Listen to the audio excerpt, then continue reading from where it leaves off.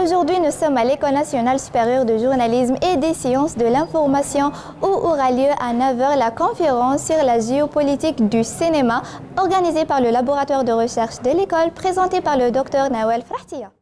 En cette journée d'études organisée par le laboratoire Médias, Usages sociaux et Communication, ayant pour le thème la géopolitique du cinéma, abordera multiples sujets tels que la folie hollywoodienne ou bien l'impact du cinéma sur la mondialisation.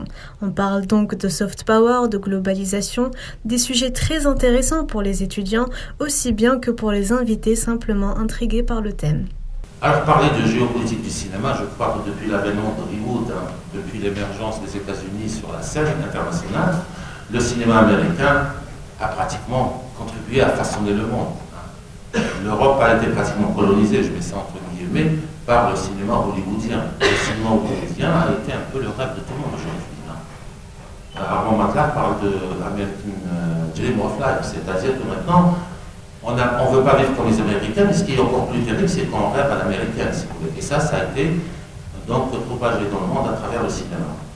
L'approche géopolitique du cinéma, c'est-à-dire le cinéma en tant qu'acteur géopolitique incontournable, parce que le mot incontournable aussi, il est d'actualité, parce qu'aujourd'hui, c'est ancien, la géopolitique du cinéma, c'est vraiment ancien, c'est pas de nos jours, mais avec les nouvelles technologies, avec l'avènement, la mondialisation et l'avènement du numérique, c'est devenu plus palpable et plus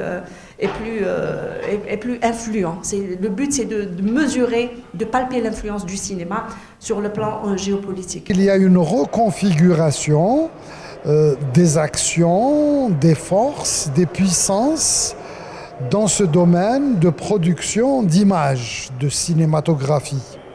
Reconfiguration au sens que autant les États-Unis d'Amérique ont été leaders et quasiment seuls acteurs dominants jusqu'aux années 70-80, autant depuis, il y a de nouveaux acteurs dans ce système, dans ce champ de conflit, dans cette course à la production d'images, qui est en même temps une industrie et un moyen d'influence, de conquête des esprits. C'est de gain d'argent, cette production d'images.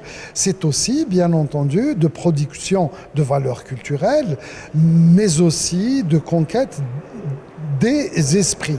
La cinématographie, c'est en même temps un art, c'est une industrie, ça fabrique de l'idéologie, des valeurs culturelles, des valeurs symboliques. Et bien entendu, tout cela, ça a des rapports d'intérêt avec la conquête des esprits. C'est pour cela que les États-Unis d'Amérique ont réussi jusqu'aux années 70-80 quasiment à imposer via la cinématographie la vision hollywoodienne des réalités du monde. Cette journée était très importante et pertinente. Ces sujets et ces thèmes étaient vraiment très pertinents et très importants et essentiels dans notre spécialité. Et ce genre des journées, ça nous aide à choisir nos spécialités et à spécialiser plus tard dans le domaine cinématographique, pourquoi pas. Ici se termine cette journée d'études. On vous donne rendez-vous la prochaine fois sur le thème de la production culturelle amazigha dans les médias.